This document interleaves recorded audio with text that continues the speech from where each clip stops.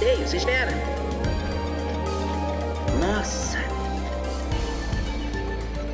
Tudo bem, tem uma porta de coruja gigante. Parece animador.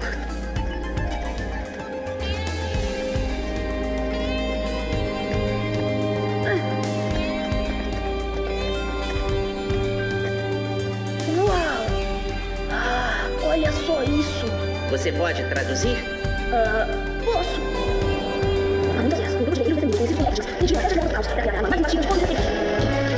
Mas novamente.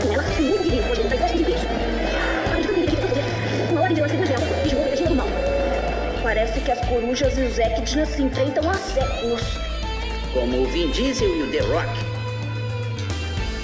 Espere aí.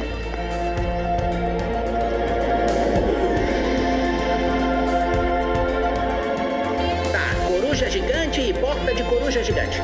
Faz sentido.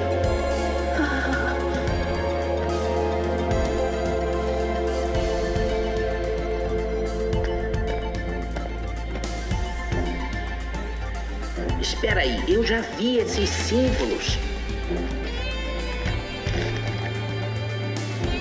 Vamos ver.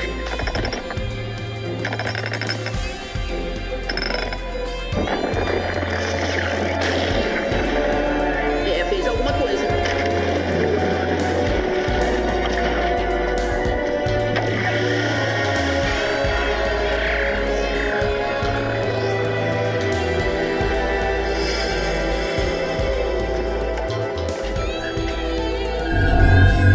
Olha, é a bússola. Vai levar a gente até a Esmeralda.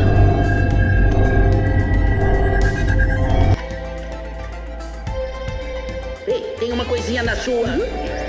Ai, não. Deus, pra trás.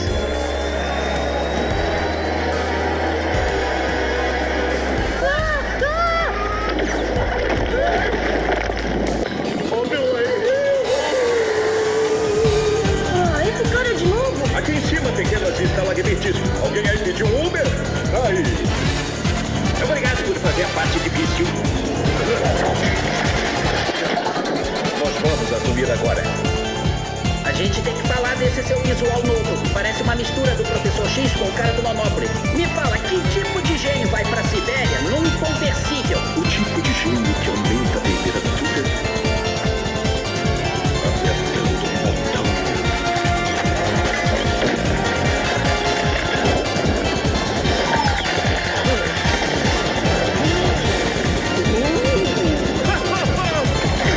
Boa! Essa aí não devia ser importante.